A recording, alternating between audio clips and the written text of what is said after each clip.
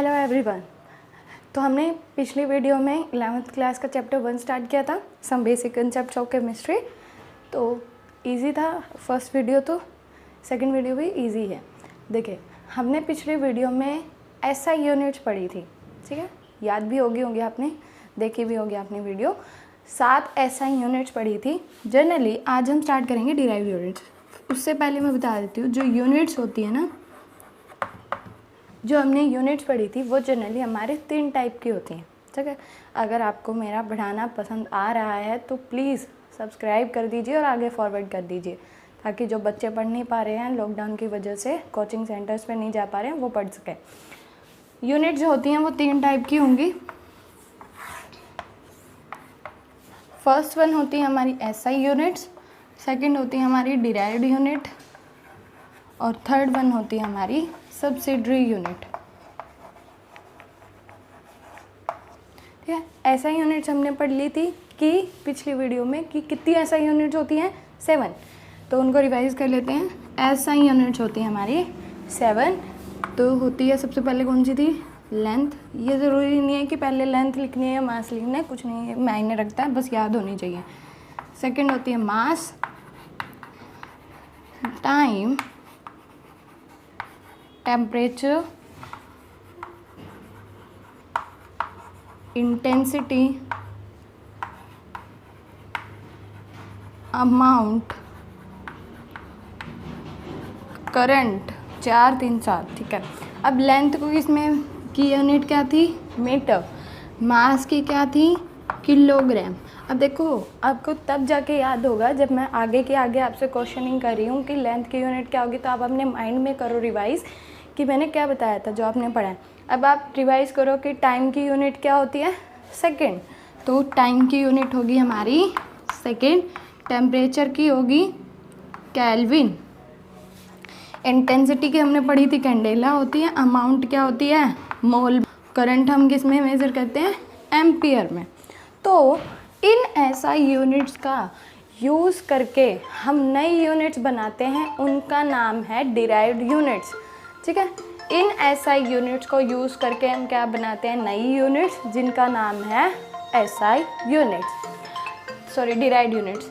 तो derived units में हम जनरली इन एसआई यूनिट्स का यूज़ करेंगे, जो ये 7 हैं, ठीक है।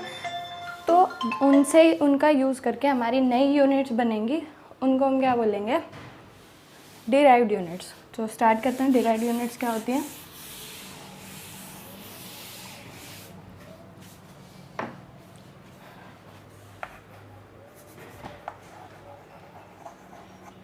Units derived from SI units. SI unit का यूज़ करके जो हमने यूनिट डिराइव करनी है वो कौन सी होंगी, डिराइव्ड यूनिट्स। फॉर एग्जांपल मैं कोई एक एग्जांपल ले लेती हूँ। जैसे अगर हमें किसी का एरिया निकालना है, एरिया ऑफ स्ट्रक्चर, कोई भी हमें स्ट्रक्चर दी हुई है उसका एरिया हमें फाइंड आउट करना है, तो एरिया को हम क्या लिखते हैं, जो उस सब्सटेंस की लेंथ है उसका स्क्वायर। यही होता है फॉर्मूला, एरिया का लेंथ का स्क्वायर। अब हमने पीछे पढ़ी थी लेंथ की यूनिट। क्या होती है लेंथ की यूनिट, मीटर। यहाँ पुट करो। तो हम जनरली एरिया की यूनिट निकाल रहे हैं, तो लेंथ की यूनिट क्या होती है, मीटर, ऊपर क्या है, स्क्वायर। तो नई यूनिट बन गई ना, मीटर स्क्वायर। लेकिन ये हमने क्या पढ़ी थी एसआई यूनिट्स में, नहीं पढ़ी। तो वही तो है डिराइव्ड यूनिट्स, जो हमने एसआई यूनिट्स का, ये एसआई यूनिट थी, एसआई यूनिट का यूज़ करके हमने एरिया की यूनिट डिराइव कर दी। उसके बाद आते हैं, जैसे मान लो अगर हमें वॉल्यूम कैलकुलेट करना है, वॉल्यूम की यूनिट, तो वो क्या होती है, लेंथ की क्यूब। तो लेंथ की यूनिट क्या है, मीटर। ये हो गया हमारा क्यूब, ठीक है, इस टाइप से। नेक्स्ट हम एग्जांपल लेते हैं डेंसिटी का। बुक में बहुत सारे एग्जांपल्स हैं। डेंसिटी, डेंसिटी में क्या फॉर्मूला होता है डेंसिटी का, मास डिवाइड बाय वॉल्यूम, ठीक है। मास क्या यूनिट होती है मास की, अपने मन में देखो, रिवाइज करो कि क्या यूनिट होती है मास की, किलोग्राम। अब हमने वॉल्यूम की यूनिट ऊपर डिराइव की, क्या है, मीटर क्यूब, इसको रख दो। अब क्या आएगा, किलोग्राम, मीटर की पावर है +3, ऊपर लेके जाएंगे तो कितनी हो जाएगी, -3। ठीक है, ये हो गया हमारी डेंसिटी की यूनिट। नेक्स्ट क्या आता है हमारा, एक्सेलरेशन, सॉरी स्पीड। स्पीड क्या होता है, डिस्टेंस ओवर टाइम, ये फॉर्मूले याद रख लेना। डिस्टेंस, डिस्टेंस क्या होता है, किस में यूज़ करते हैं हम, मीटर में। तो डिस्टेंस की क्या होगी, मीटर, टाइम की क्या होगी, सेकंड, तो क्या होगी, मीटर। सेकंड को हम एस से भी रिप्रेजेंट कर सकते हैं। तो एस की पावर कितनी है यहाँ, 1, ऊपर जाके कितनी होएगी, -1, तो सेकंड की पावर -1। ये थी स्पीड। नेक्स्ट आता है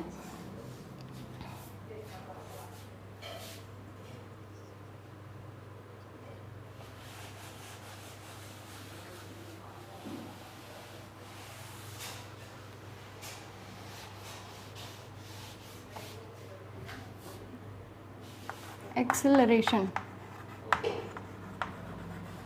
एक्सेलरेशन क्या होती है, स्पीड बाय में टाइम, या स्पीड की जगह हम वेलोसिटी भी लिख सकते हैं। स्पीड की हमने निकाल ली, मीटर पर second divide by time, second. अब ये सेकेंड की पावर ऊपर जाके क्या आएगी, -1, और ये भी क्या है, -1। तो क्या होगी, जब हमारा बेस सेम होता है सेकंड, तो पावर क्या हो जाती है, ऐड। तो -1 की पावर -1 प्लस इनटू में -1, तो प्लस माइनस माइनस, तो इसलिए मैंने यहाँ लिखा था -1। अब -1 और -1 को जब हम ऐड करते हैं तो क्या बन जाएगा, -2। ठीक है, ये हमारी होगी एक्सेलरेशन की। इसको मैं रख कर देती हूँ अगर लिख लिया हो तो आपने। नेक्स्ट है फोर्स। फोर्स क्या होता है, मास इनटू एक्सेलरेशन। ठीक है, मास की यूनिट क्या होती है, किलोग्राम, इनटू एक्सेलरेशन की यूनिट हमने ऊपर से निकाल ली, मीटर पर सेकेंड स्क्वायर। तो इतने एग्जांपल्स बहुत हैं। तो क्या होगा, हमने क्या किया, हर एक के अंदर देखो, मास हमारी ऐसा यूनिट है, मीटर हमारी ऐसा यूनिट है, सेकंड हमारी ऐसा यूनिट है। तो जितनी भी यूनिट्स हमने डिराइव की हैं, मतलब फॉर्मूले में पुट करके हमने नई यूनिट्स बनाई हैं, तो वो किसका यूज़ करके बनाई है, एसआई यूनिट्स का। तो वही बात मैं कह रही हूँ, एसआई यूनिट्स का रट्टा लगा लो। ठीक है, एसआई यूनिट्स को याद करना ही करना है, आपको बहुत काम आएंगी कि अगर आपको कोई यूनिट नई डिराइव करनी है तो वो कैसे करोगे, तो वो तरीका मैंने बता दिया। ठीक है, अब आती है बात सब्सिडरी यूनिट्स कौन सी होती हैं। अब देखो, जो हम लेते हैं ना सब्सिडरी यूनिट्स,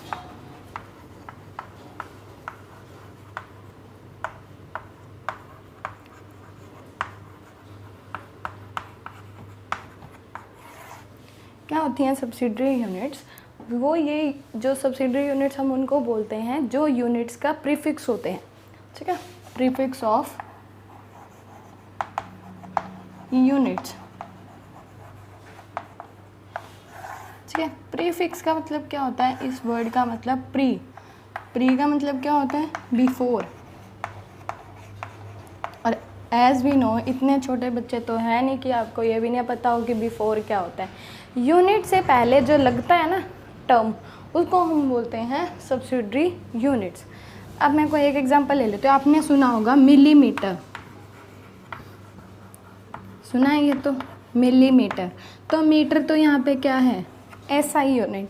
तो मिली यहाँ पे क्या है, इस यूनिट का प्रीफिक्स, मतलब इस यूनिट से पहले जो टर्म लगी हुई है इसको हम बोलते हैं सब्सिडरी यूनिट। ठीक है, मिलीमीटर में मीटर तो क्या है हमारी एसआई यूनिट।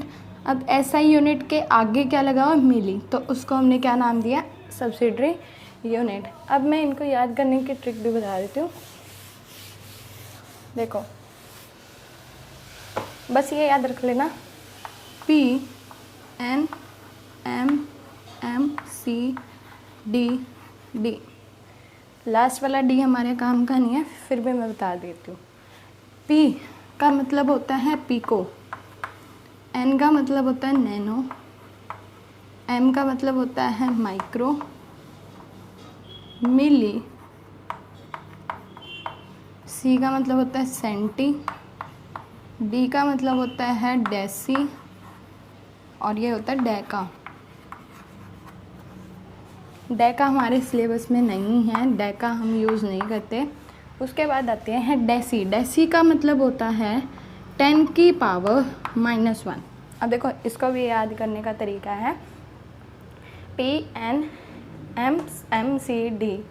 तो इसको वैसे याद करने की बजाय मैंने पता क्यों कहा कि ऐसे याद करो, क्योंकि ये इंक्रीजिंग ऑर्डर में है, मतलब सबसे छोटा फिर बड़ा, बड़ा ऐसे है, ठीक है। इसकी पावर होती है 10 की पावर -1, सेंटी 10 की पावर -2 -3।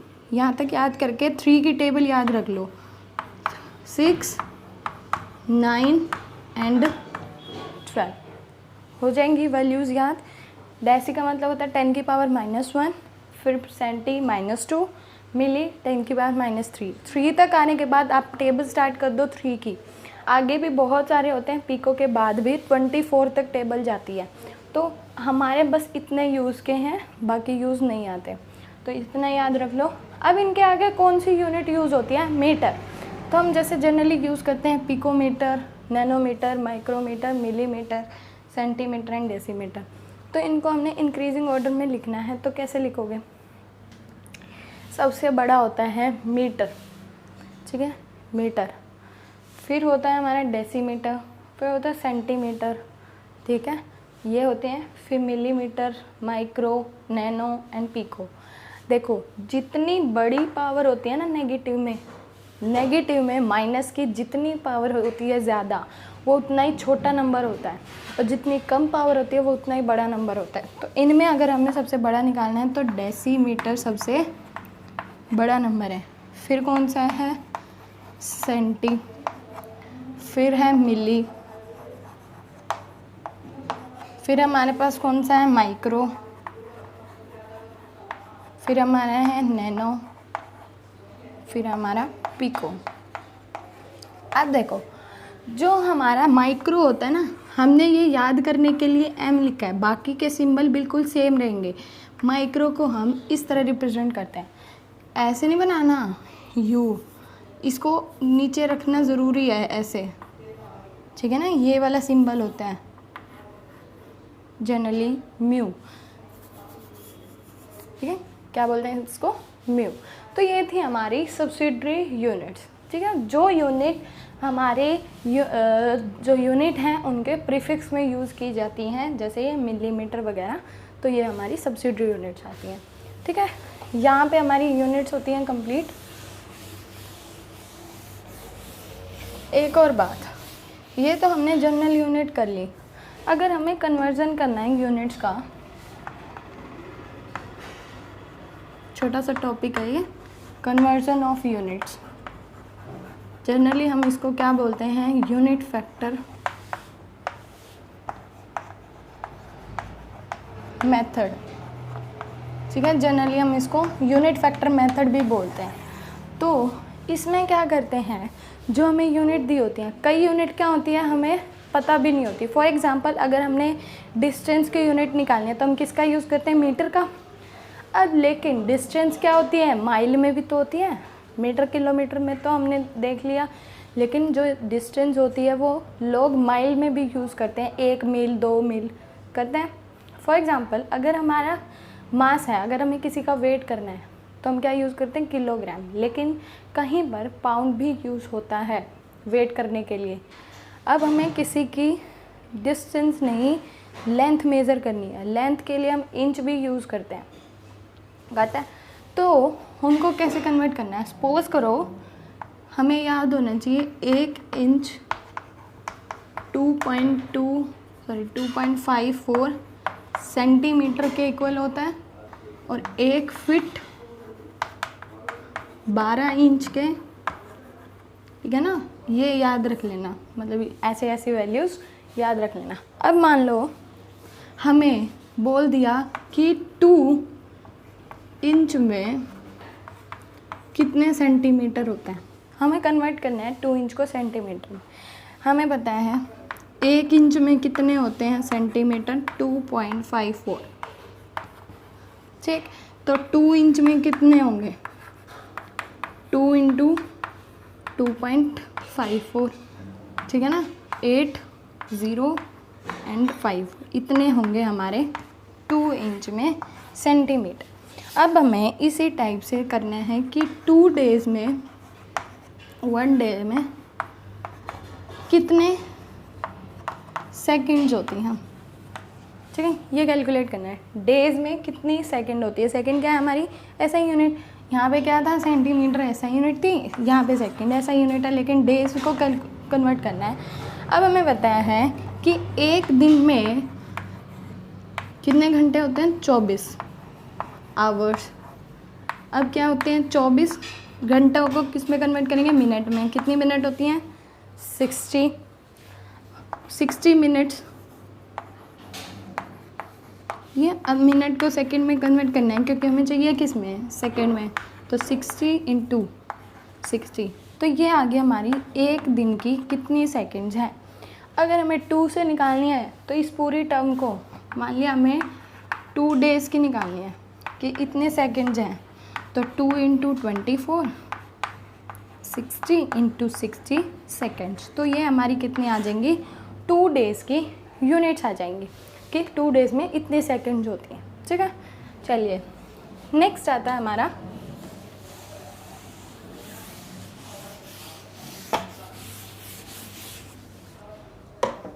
नेक्स्ट टाइम यूज़ होती है हमारी एक्यूरेसी एंड प्रिसीजन, ठीक है। क्या होती है एक्यूरेसी, हम किसी चीज़ को एक्यूरेट कब बोलते हैं, जब उसकी वैल्यू हमारी मैच करती है। अभी समझाऊंगी तब समझ में आएगा। एक्यूरेट एंड प्रिसाइज क्या होती हैं, देखो हम लैब के अंदर कोई भी एक्सपेरिमेंट करते हैं।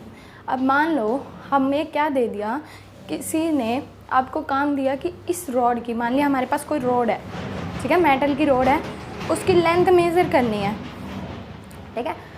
कोई बच्चा कितनी लेके आएगा, कोई कितनी, कोई कितनी, कोई कैसे मेज़र करेगा, कोई कैसे ही मेज़र करेगा, तो हमारे पास बहुत सारी रीडिंग्स आ जाती हैं। लेकिन हम उनको ये भी बोल देते हैं कि हमारी जो लेंथ है, मान लिया हमारी 10.5 सेंटीमीटर होनी चाहिए। तो क्या होगा, कौन सा जो डाटा है वो एक्यूरेट होगा, जो इस वैल्यू से मैच करेगा, ठीक है। वो तो हो गया हमारा एक्यूरेट। प्रिसाइज का मतलब क्या होता है, अब जो बच्चे वो वैल्यूज़ लेकर आए हैं वो आपस में कितनी मैच कर रही हैं, कितनी क्लोज हैं, वो हमारी होंगी प्रिसाइज। अब मैं एग्जांपल लेके बता रही हूँ, देखो जैसे हमारे पास क्या है, 10.5 एवरेज आनी चाहिए। मान लिया कोई ए पर्सन है, बी पर्सन है एंड सी पर्सन है, ठीक है। उन्होंने डाटा कलेक्ट किया, लिख देती हूँ मैं एक बार, 1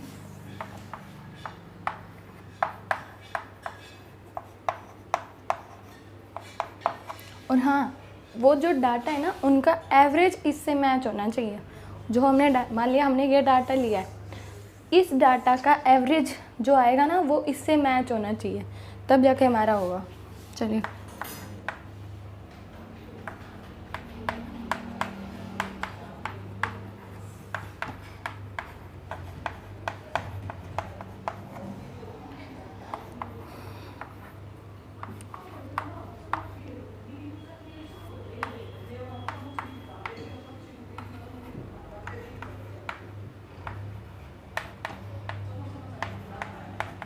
चलो, अब हमें ये डाटा दिया। अब 5 टर्म है, 5 का मीन निकालना आसान होता है। थर्ड टर्म जो होती है वो हमारा मीन होती है, ठीक है। इसका मीन क्या हो गया, वो वहाँ पे लिखेंगे, मीन ये हो गया। अब हमें क्या चेक करना है कि जो 3 डाटा हमारे पास आए हैं इनका मीन उस गिवन वैल्यू के कितने क्लोज हैं। अगर इनका मीन उस वैल्यू के क्लोज होगा तो हम क्या बोलेंगे, एक्यूरेट। और ये जो वैल्यूज़ आई हैं ये आपस में कितनी क्लोज है वो हमें बताएगा प्रिसाइज होने के बारे में। चलो फर्स्ट एग्जांपल लेते हैं। अब हमारा मीन आ रहा है 10.2 और आना कितना चाहिए था, 10.5। तो कितना गैप आ गया, 2 और 5, 3 का 0.3 का गैप आ गया। तो बहुत दूर है ना, क्लोज नहीं है। तो ये क्या होंगे, हमारे एक्यूरेट नहीं होंगे। ठीक है, ये एक्यूरेट नहीं होंगे। यहाँ पे प्रिसाइज का लिखते हैं, ये एक्यूरेट नहीं है, ये एक्यूरेट नहीं है। अब प्रिसाइज की बात करते हैं। अब एक्यूरेट समझ में आया कैसे बोल रही हूँ कि जो हमारा गिवन डाटा है उसका मीन निकालो और जो हमें गिवन वैल्यू दी हुई है उससे मैच करके देखो कितना मैच हो रहा है। अब ये वैल्यूज़ आपस में देखो, वो 0.0, 0.1, 0.2, 0.3 एंड 0.4, 0.1 का गैप है, तो हम इनको प्रिसाइज बोल सकते हैं। तो ये क्या है, हमारी प्रिसाइज, क्योंकि ये जो दो वैल्यूज़ हैं इनको देखो, इनको देखो, मतलब आपस में जो वैल्यूज़ हैं वो बहुत क्लोज हैं। नेक्स्ट टर्म देखो, इसके अंदर इसका मीन कितना है 10.5, आना कितना चाहिए था 10.5, तो एक्यूरेट है, ये तो हो गया एक्यूरेट। अब प्रिसाइज की बात करते हैं। वैल्यू तो बहुत क्लोज है ना इनकी सबकी, तो ये प्रिसाइज भी क्या है, ठीक है। अब देखो, एक्यूरेट तो सबको समझ आ रहा होगा, मेरे को पता है कि मीन निकाला, मीन की वैल्यू उस वैल्यू से मैच करके देखी, अगर डिस्टेंस है मतलब बहुत ज़्यादा गैप है तो एक्यूरेट नहीं है, और मैच कर रहा है तो एक्यूरेट है। प्रिसाइज में क्या चीज़ है, क्या चक्कर है, प्रिसाइज में बस क्या करना है रजे कि इन दोनों वैल्यूज़ को, मतलब इन दोनों को नहीं, आपस में जितना भी डाटा है ना उनको देखो कि वो क्लोज वैल्यूज़ दे रहे हैं या नहीं दे रहे, बस बात ख़त्म। अब देखो इस सी में देखो, अपने आप ट्राई करो कि एक्यूरेट है या प्रिसाइज है।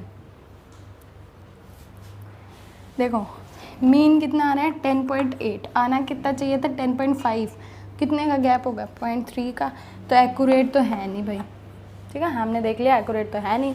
अब आते प्रिसाइज पे, प्रिसाइज आने के लिए हमें इनकी हर एक दो वैल्यूज़ को देखना पड़ेगा। 0.0 एंड 0.3 बहुत ज़्यादा गैप है, 0.3 एंड 0.8 इसमें 0.5 का गैप है, 0.8, 0.5 3 का, 0.5 एंड 0.7 2 का, तो गैप है ना इनमें बहुत ज़्यादा, तो ये प्रिसाइज नहीं है। तभी मैंने एक एग्जांपल प्रिसाइज नहीं का लिया था और बाकी प्रिसाइज होने का लिया था। ठीक है, ये था हमारा एक्यूरेट एंड प्रिसाइज। चलिए नेक्स्ट हमारी टर्म आती है जो अब करवाऊँगी ना, जो अब टॉपिक स्टार्ट होगा, सिग्निफिकेंट फिगर्स।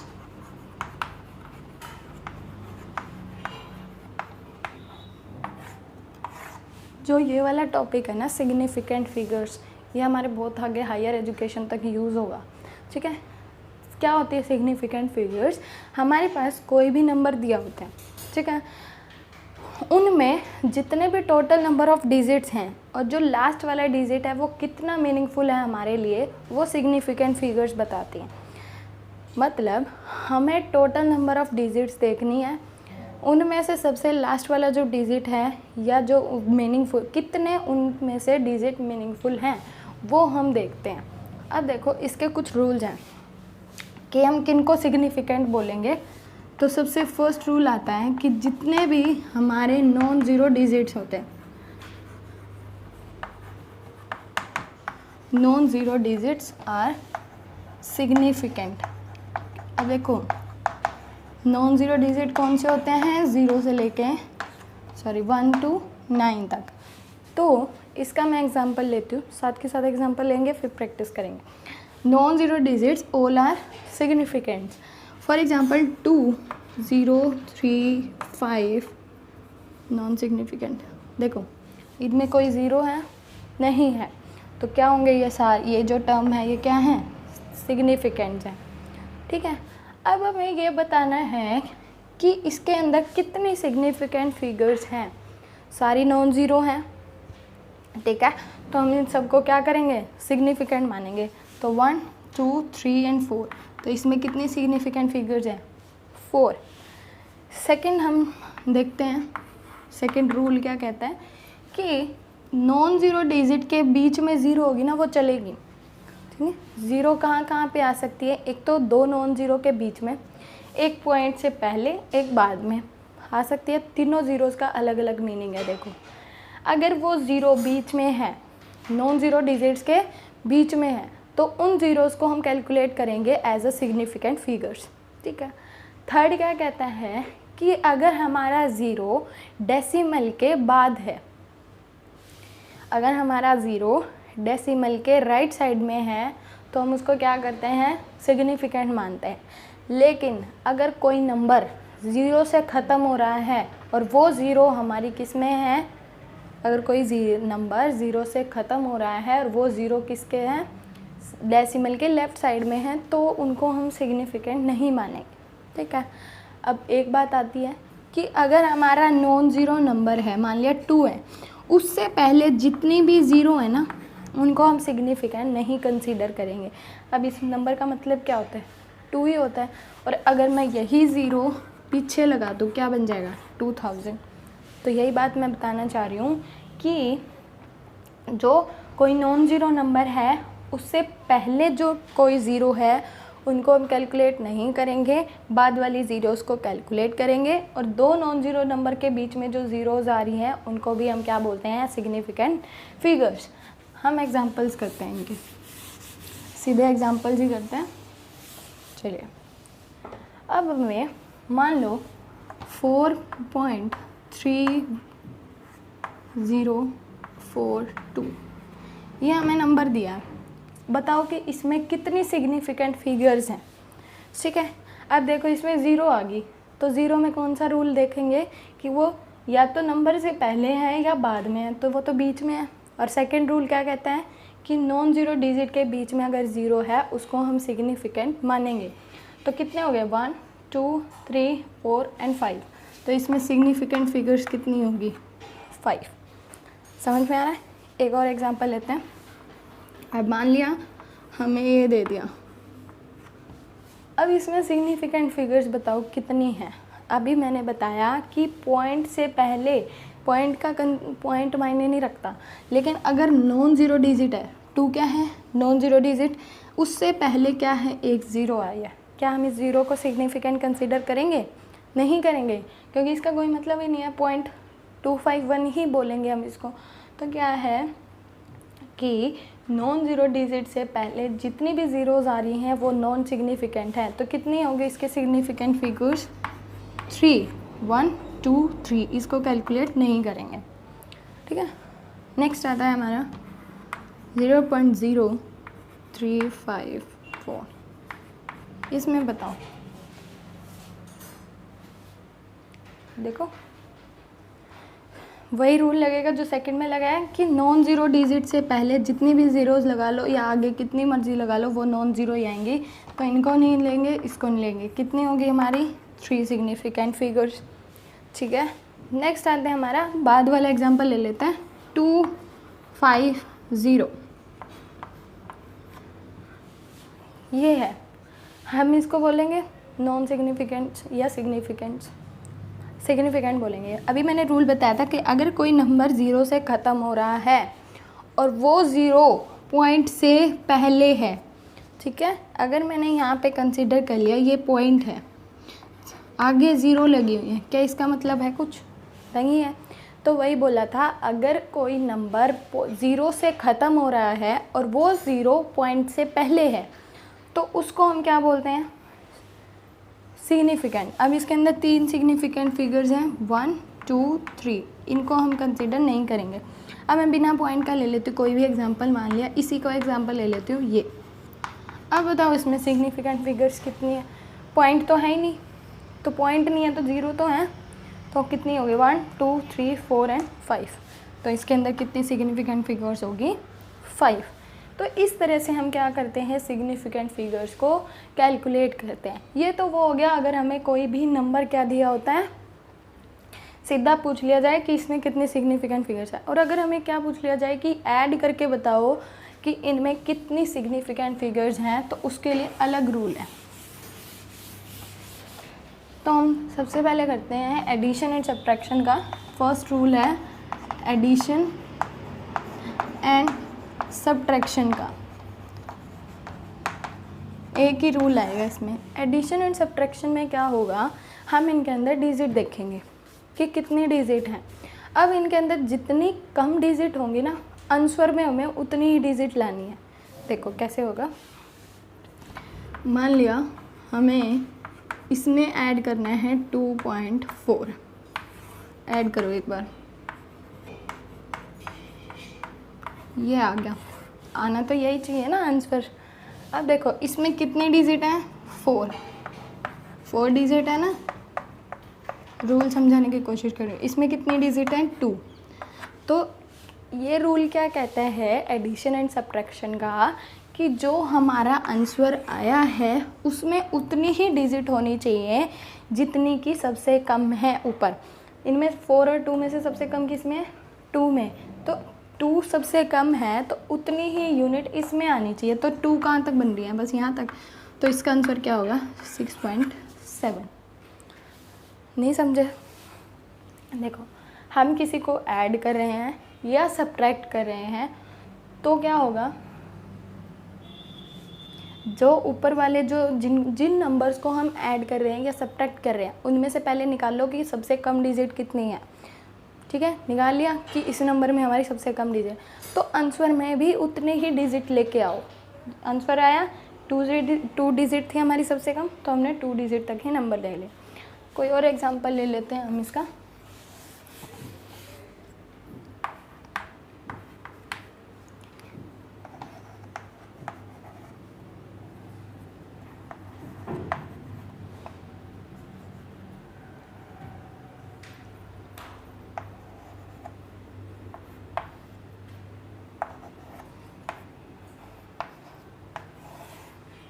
इनको सम करना है तो कैसे करोगे, 3 2 0, ये आंसर आ रहा है। अब इसमें क्या आंसर आएगा, देखो ये हमने ले लिया, यहाँ पे कोई पॉइंट नहीं है। ठीक है, तो कितनी सिग्निफिकेंट फिगर्स हुई, 2। इसमें है 2 सिग्निफिकेंट फिगर्स। अब देखो इसमें एक और चीज़ आ गई, पॉइंट के बाद नॉन ज़ीरो है लेकिन पॉइंट के बाद क्या है, 0। तो इस ज़ीरो का कोई मतलब नहीं है। ठीक है, इस ज़ीरो का कोई मतलब नहीं है, तो इसकी जगह मैं कोई और एग्जांपल ले लेती हूँ, 1। इसमें कितनी डिजिट है, 3। इसमें कितनी है, 4। तो सबसे कम किस में है, 2 है, तो हमें आंसर में भी 2 ही डिजिट लानी है। तो 2 कहाँ तक है, 1 2, तो ये हो गया। अगर मान लो हमारे पास यहाँ होता 1 होता, यहाँ 1 होता, यहाँ पे 1 लिया, तो यहाँ डिजिट कितनी आ गई, 3। तो सबसे कम कितनी है, 3 ही है। 3 कहाँ तक होगी, 1 2 3, तो 31.1 आता आंसर इसका। ठीक है, तो एडिशन एंड सब्ट्रैक्शन जब भी हमें करनी होती है उनमें से सबसे कम डिजिट जिसकी हो वो चूज़ करो, फिर जो हमारा आंसर आ रहा है उसमें भी उतनी ही डिजिट लाओ, तो वो सिग्निफिकेंट फिगर्स हमारी कैलकुलेट हो जाती है। ये तो बात थी हमारी एडिशन एंड सब्ट्रैक्शन की, है ना, छोटे बच्चों वाला काम। उसके बाद हम करते हैं मल्टीप्लिकेशन एंड डिवाइड का। देखो अगर हमें इसी नंबर को मल्टीप्लाई करना है, ठीक है, इसी नंबर को हमने मल्टीप्लाई करना है, मान लिया कुछ भी आंसर आ रहा है मल्टीप्लाई करके मान लिया कुछ भी आंसर आ रहा है, हमें नहीं पता, तो इसमें कैलकुलेट करेंगे हम कितने सिग्निफिकेंट फिगर्स हैं। इसमें कितने सिग्निफिकेंट फिगर्स हैं, 4, इसमें वही 2। तो सिग्निफिकेंट फिगर्स देखो, एडिशन एंड सब्ट्रैक्शन उसमें हमें देखना है कि कितने कम डिजिट हैं, लेकिन मल्टीप्लिकेशन एंड डिवीज़न में हमें देखना है कि कम सिग्निफिकेंट फिगर्स हैं। ठीक है, जैसे हमारे ये था 4 सिग्निफिकेंट फिगर्स हैं, इसमें 2 हैं, तो आंसर में भी 2 सिग्निफिकेंट फिगर्स होनी चाहिए। ठीक है, ये था हमारा। इसके एग्जांपल्स करना, आज बुक में बहुत सारे एग्जांपल्स दिए हुए हैं। और एक बात, +1 एंड +2 के लिए प्रदीप्स की बुक बहुत ईजी है, बहुत अच्छी लैंग्वेज है, ईजी लैंग्वेज है, तो मैं उसको रिकमेंड करूँगी कि प्रदीप की बुक्स से पढ़ो। तो ये हो गया हमारा सिग्निफिकेंट फिगर्स। एक हमारी टर्म आती है राउंड ऑफ।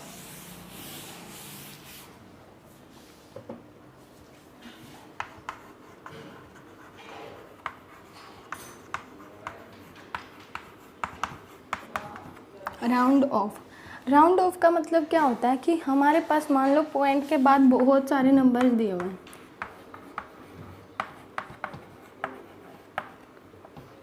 ये है। अब इसको इतना बड़ा कौन लिखे, ठीक है, बहुत सारे पॉइंट के बाद तो बहुत वर्ड भी भर सकता है। तो हम उसको छोटा नंबर कम करने के लिए हम राउंड ऑफ का यूज़ करते हैं। राउंड ऑफ में क्या करते हैं, अगर हमारी जो वैल्यू है वो 5 या 5 से ज़्यादा है, 5 या 5 से ज़्यादा है, तो हम उस नंबर में क्या करते हैं, उस नंबर में 1 ऐड कर देते हैं। ठीक है, जैसे इसी एग्जांपल को ले लो, हम देखते हैं हमने लिख लिया 0.437। अब देखो ये 2 आ गया, यहाँ पे अटक गए हम। 2 के बाद क्या है, 7 है। इस नंबर को छोटा कर सकते हैं ना, 7 क्या है, 5 से बड़ा। ठीक है, तो हम क्या करेंगे, जो इससे पहले वाला नंबर है ना उसमें 1 ऐड कर दोगे तो यहाँ आ जाएगा 4.373। ठीक है, कितना छोटा नंबर हो गया, क्योंकि ये हमें आगे लिखने की ज़रूरत ही नहीं है। अब अगर इसको और छोटा करना है, मान लो हमने ये अलग नंबर ले लिया, ये अलग ले लिया, इस नंबर को मैं हटा दूँ, इसका हमने राउंड ऑफ करना है। कैसे करोगे, 7 है, 7 क्या है, 5 से बड़ा, तो 3 को हम क्या लिखेंगे, 4.4। ठीक, कोई और एग्जांपल ले लेते हैं हम।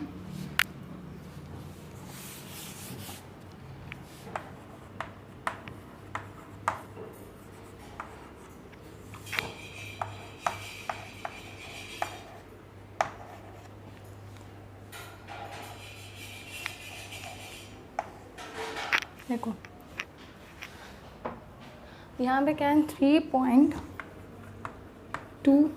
और हाँ, राउंड ऑफ तब यूज़ होता है जब हमारे पास 3 डिजिट तो कम से कम होनी चाहिए उस नंबर में। तो 1, 2, मतलब राउंड ऑफ का मतलब होता है कि उसके अंदर 3 डिजिट तो हमें लेके चलनी ही चलनी है, 3 डिजिट से कम नहीं करनी। तो उसके बाद हमारा आता है 0। 0 के बाद देखो कौन सा नंबर है, 9। अब 9 क्या है, 5 से बड़ा है, तो 0 में हम क्या कर देंगे, 1 ऐड, तो क्या हो गया, 3.21। तो ये हो गया इसका राउंड ऑफ फिगर।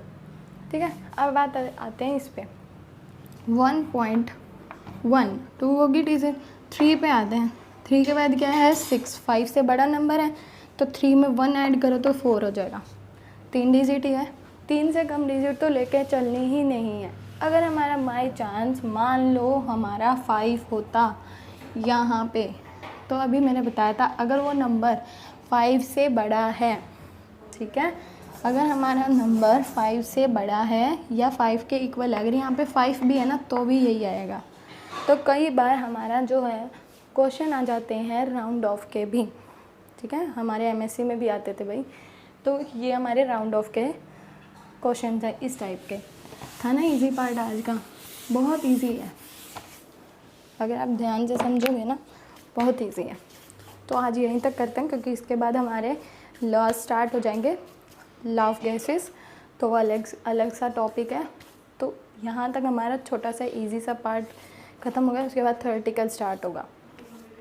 ये जो आज वाला करवाया ना, इसको जितना प्रैक्टिस करोगे उतना ही ज़्यादा समझ में आएगा। बुक में बहुत सारे हमें जो है क्वेश्चंस दिए हुए हैं, उनको सॉल्व करना।